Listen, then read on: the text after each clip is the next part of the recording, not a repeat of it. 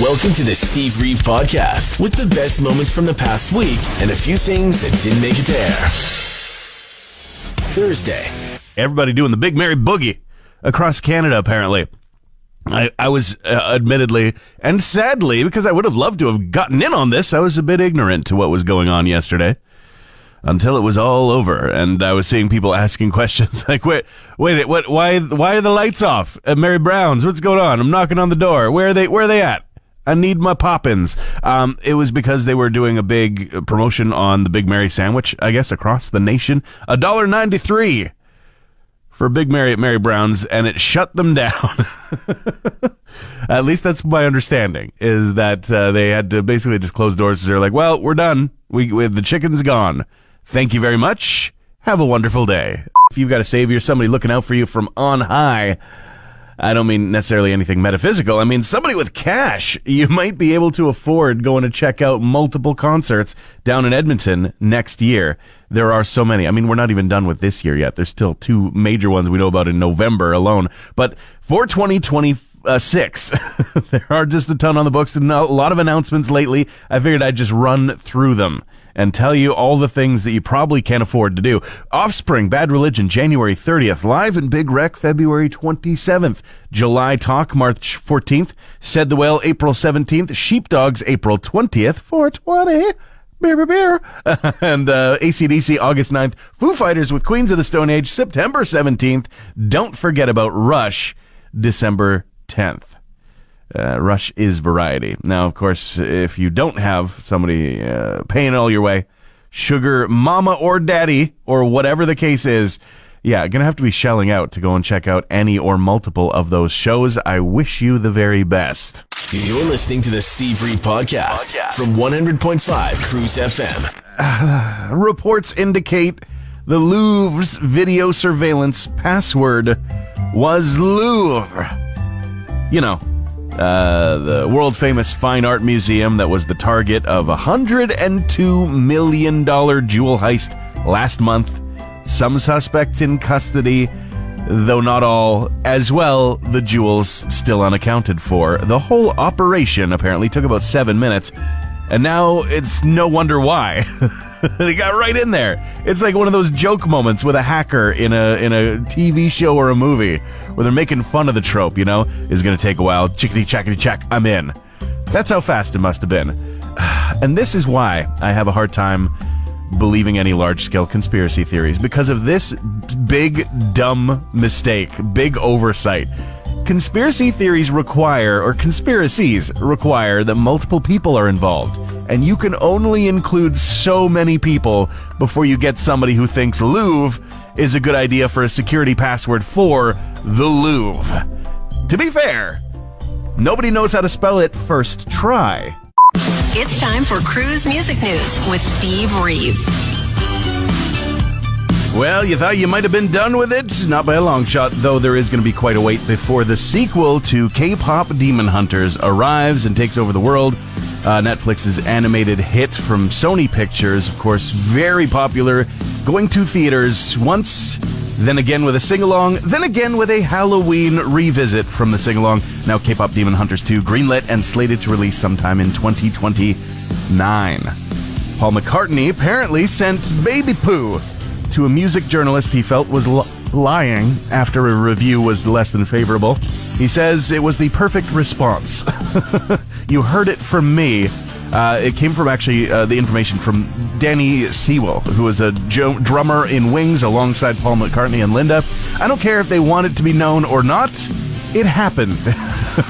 Gonna say, well, quite an interesting response, and probably a few laws against it, but hey, prove that it even happened, right? Morrissey, meanwhile, canceling more shows, as if I even needed to say it. It's a very common occurrence, the rare occasion that there is a Morrissey performance. I'm sure the fans are very happy, but 2 shows got canceled in Mexico. Extreme exhaustion was the reason, the excuse given for that. Now South American tour pretty much just canceled through the rest of the month with very little news about it. He hasn't really said anything. It's just people have noticed you're not going to have a ticket to anything anymore. Womp womp. That's it for your music news this morning. I'm Steve Reeve. Friday. It is a weird day, at least it was yesterday, for the gaming industry.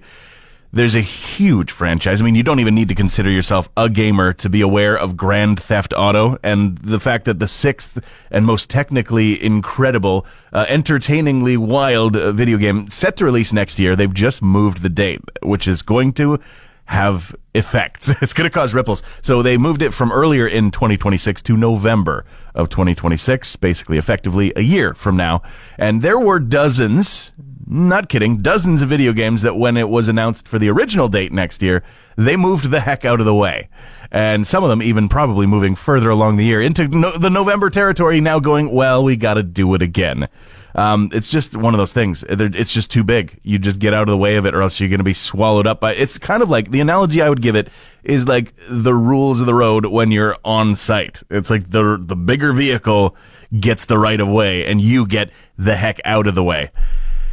So GTA 6 is a gigantic heavy hauler, and all the other video games are pickup trucks, and they're doing what they should. Couple of stories for you this morning, including a very big celebration over in the UK. Iron Maiden and West Ham United are getting together for a special football jersey that commemorates the 50 years since the Cup win in 1975 for the Hammers, and also 50 years since the formation of Iron Maiden.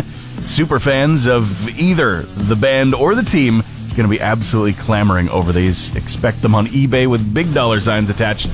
Journey making a big announcement. They're going to be saying farewell. They're going to be stopping believing, or something like that. They're just announcing a huge farewell tour that's going to take place starting in 2026, lasting into 2027.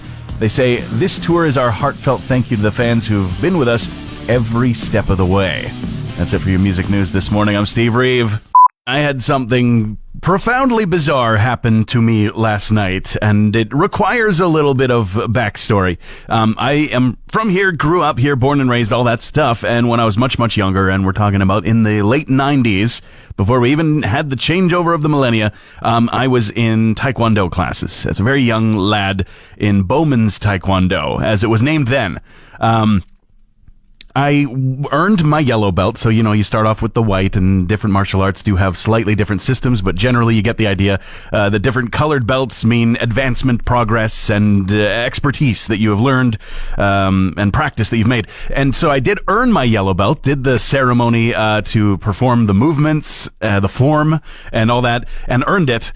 But we had to move away. So my family, we moved to Edmonton for a couple of years there, and never actually got the yellow belt, never physically was handed it to me. And nothing has happened of that for, well over 2 decades, well over 2.5 decades. But I presented at council at a meeting in September and sort of just open things up and say hello to mayor and council. I mentioned that moment and I was like, yeah, I've known people that are here in this room for quite a long time. Some of them have even, given me a yellow belt kind of thing. Although I never did receive it. He was there, Mr. Mayor Bowman, at the world premiere of a documentary that I was working on over the last several years. We were playing it last night, a big crowd, and thank you very much for everybody for coming. Mayor in that group as well, thank you so much for being there.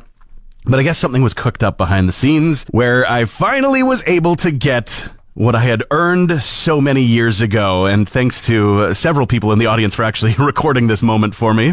26 years later. No way.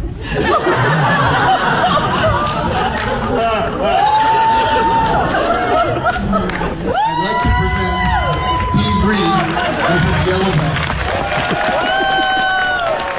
The weirdest moment ever, tied it on me and everything. I'm just refusing to ever take it off now. So thank you very much. I feel very, very, very much proud of the accomplishments that I made 26 years ago. Thank you very much.